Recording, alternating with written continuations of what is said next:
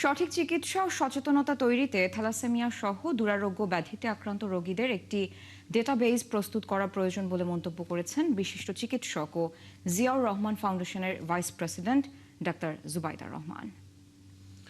বিশ্ব রক্তদাতা দিবস উপলক্ষে বিকেলে রাজধানীর ইঞ্জিনিয়ার্স ইনস্টিটিউশনে বাংলাদেশ থ্যালাসেমিয়া সমিতির অনুষ্ঠানে তিনি এইসব কথা বলেন।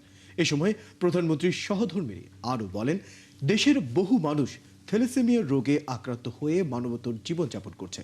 তাদের দুঃখ লাঘবে সান্ত্বনা ও সহমর্মিতা জানাতে হবে। একটি মানবিক সমাজ ব্যবস্থা গড়ে তুলতে পারলেই সকলে মিলে এই রোগ নিয়ন্ত্রণ সম্ভব বলে জানান ডাক্তার জুবাইদা রহমান। তার মতে সদর হাসপাতাল থেকে শুরু করে ইউনিয়ন পর্যায়েও স্ক্রিনিংয়ের মাধ্যমে থ্যালাসেমিয়ার রোগ নির্ণয় করা যায়। স্বেচ্ছায় রক্তদানের জন্য তার কন্যা জাইমার রহমানকেও ধন্যবাদ জানান তিনি।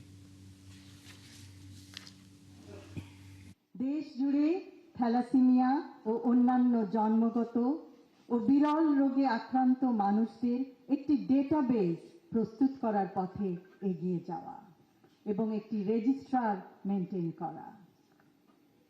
থ্যালাসেমিয়া যোদ্ধাদের শতভাগ সুস্থ করতে না পারলেও তাদের ও পরিবারদের সান্ত্বনা ও সহমর্মিতার মাধ্যমে আশ্বাসের হাত বাড়িয়ে দেয়া।